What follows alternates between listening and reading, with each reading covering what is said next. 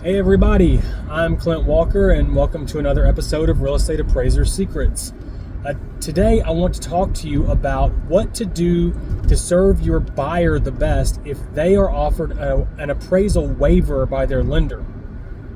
So if you haven't experienced this yet, there is a thing called an appraisal waiver that lenders are giving, select buyers based on their credit worthiness, based on their down payment, and based on the data that the lending institutions and the GSEs, which is like Fannie Mae and Freddie Mac, already have at their databases regarding the property that the buyer's purchasing. So this has sort of been a controversial issue in the appraisal industry for the past few years because for the past decade or more, the GSEs have been compiling appraisal data and using it to inform their artificial intelligence central underwriting algorithm so that they could eventually move to this system that they're doing now where they offer waivers to some buyers. And there's a few details about this that's the reason it's such sort of a stink to appraisers. One of them is that when they need to, the lending institution will send, or the appraisal management company will send what's called a property data collector to the property.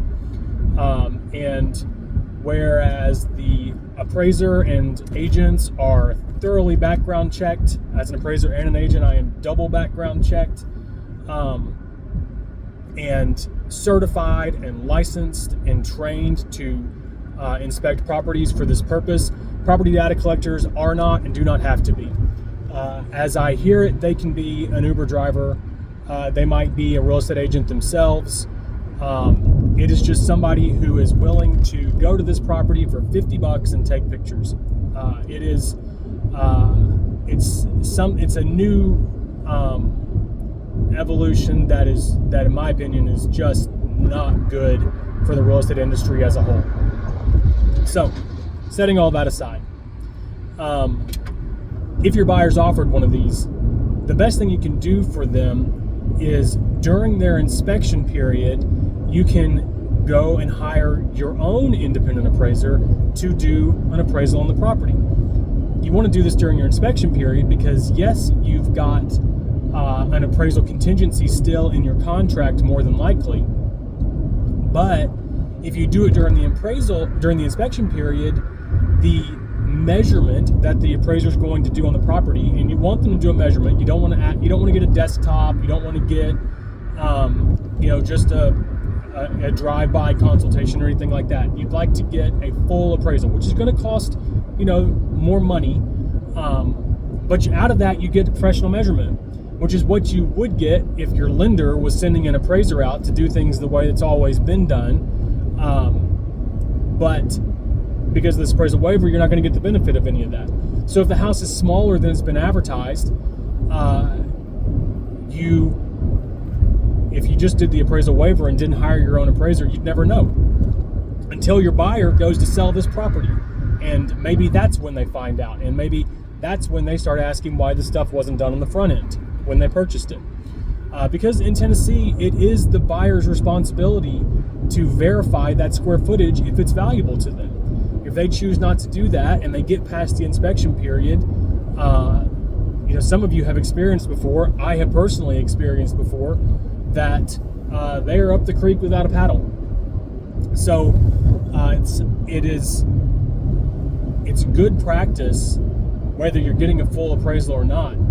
It's best practices, I guess I should say, to have a professional measurement done during your inspection period to verify that if it seems to be an issue. And I would say that if you're looking at the listing and the listing agent has said that the square footage is owner supplied or that it's from public record, then somebody needs to be verifying that for the buyer. Owner supplied is just not credible. That is not an authoritative source. that owner could be pulling that out of anywhere. So always be skeptical of that source of square footage. Public record can be accurate, can be not accurate, and even a prior appraisal, which, in our licensing, our real estate agent licensing classes, that is one of the most authoritative sources. But I think I probably addressed this in a previous video. If you are looking at an appraiser's measurement from a previous appraisal, that measurement was not done for you. It was not done for the purpose of anyone relying on it for a listing in the future. Not to mention that the house could have been changed since it was done. So the safest way and the best practice here is to get it done for yourself.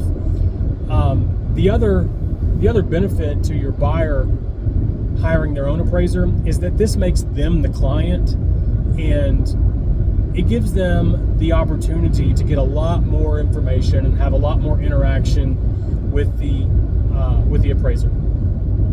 So I've also talked about in previous videos, when the lender hires us to go out and do the appraisal, the buyer's paying for it, but the lender is our client. And so we have a duty of confidentiality to the lender, which even excludes the buyer who's paying for it. Now, eventually, the lender's going to send a buyer a copy of the appraisal report, but that doesn't change what the appraiser's duty is. And agents understand this. We understand the duty of confidentiality. Appraisers have this to whoever's their client in the assignment. So, lots and lots of benefits to buyers availing themselves of the opportunity to hire an appraiser during the inspection period, because then you get the benefit of having the professional measurement to use during the inspection, and you've also got your appraisal contingency if there's a problem there that the appraiser sees. You might verify this with your broker or with a real estate attorney, but I'm pretty sure that the appraisal language in the contract is not specific to the lender's appraisal. I'm pretty sure it is a blanket appraisal contingency. So anyway, I hope that's helpful. Those are things that I do in my agency work. Obviously I do it for myself. I can't appraise my own stuff, but I do measure my own everything. Because I just know how unreliable any other source is than my own measurements. So I hope that's helpful to you. Hope you have a great day. I really appreciate you watching this. I'd love it if you left a comment, asked a question, and like and subscribe if you want to see more. Thanks. Have a great day.